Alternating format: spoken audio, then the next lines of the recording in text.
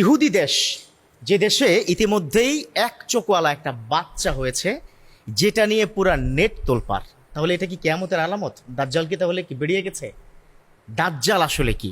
এই যে এই ভিডিওটা নিয়ে পুরা হইচই পড়ে গেল সোশ্যাল মিডিয়াতে, এবং সে ভিডিওটা আমি নিজেও কি দেখেছি, আমার কাছে আমার এক মিডিয়ার বন্ধু শেয়ার করেছে।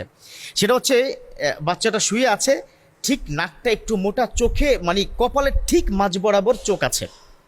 এখন এটা নিয়ে বিভিন্ন মন্তব্য সোশ্যাল মিডিয়াতে, দাজ্জালের আগমন হয়ে গেছে, দাজ্জালের জন্ম হয়েছে। কারণ বিশ্বনবী তিনি হাদিসে বলেছেন, দাজ্জাল কোনো মুসলিম দেশ থেকে হবে না, দাজ্জাল হবে ইহুদি নাসারাদের দেশ থেকে। সত্যিকার অর্থেই ওটা একটা ইহুদি রাষ্ট্র, আমি রাষ্ট্রের নাম বলবো না কারণ কিছু প্রবলেম আছে। কিন্তু ওই দেশে যে ছোট্ট শিশুটাকে ঘিরে এত যে তোলপাড়, তাহলে দাজ্জাল কি এসে গেছে? কিয়ামত কি অতি নিকটে? এখন আসুন, আমরা কিন্তু কিছু হাদিসের ভুল ব্যাখ্যা দিই। আমার বিশ্বনবী তিনি বলেছেন, দাজ্জালের মূলত এক চোখ থাকবে না, দাজ্জালের হবে দুইটা চোখ, দুইটা চোখের একটা চোখটা নষ্ট থাকবে, নাক বরাবর কপালের ঠিক মাঝখানে চোখ থাকবে। এটা কিন্তু সঠিক হাদিস নয়, এটা জাল হাদিস। আমরা এটা বলে থাকি, বিশ্বনবী বলেছেন যে নাকের ঠিক উপরে কপালের ঠিক মাঝ বরাবর এক চোখ থাকবে। নো, নট অ্যাট অল, এক চোখ নয়, থাকবে দুটো চোখ, একটি চোখ বন্ধ থাকবে আরেকটি চোখ খোলা থাকবে। বিশ্বনবী বোঝাতে চেয়েছেন এক চোখওয়ালা মানুষ যার একটি চোখ বন্ধ আছে। আচ্ছা, দাজ্জাল কি জন্মগ্রহণ ইদানিংকালে করবেন, নাকি দাজ্জালের জন্ম বহু আগে হয়েছে? দাজ্জাল আমাদের মতো মানুষ নয়, মানব জাতির মতো, জিন জাতির মতো নয়।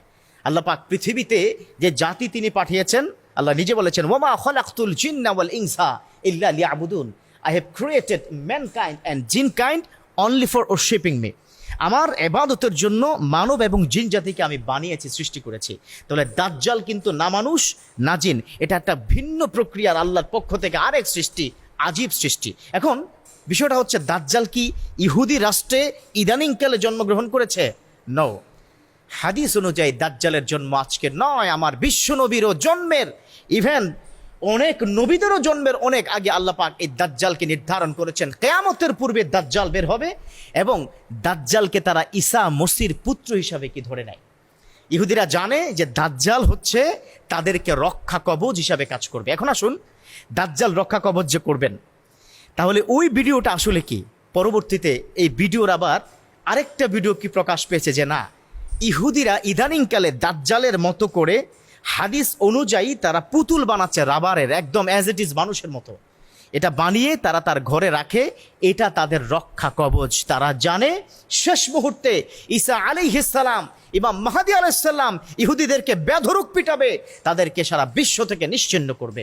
সেই ভয়ে তারা ইতিমধ্যেই এই ধরনের পুতুল আবিষ্কার করে ঘরে ঘরে সেটা রাখছে। তাদের দৃষ্টিতে এটা তাদেরকে রক্ষা করবে। অতএব এই দাজ্জাল, এই ভিডিওটি আপনারা অনেকে কি দেখেছেন, অনেকে আমাকে পাঠিয়েছেন, বিশ্বাস করবেন না, দাজ্জাল এখন নয়, ইমান কেড়ে নিবে।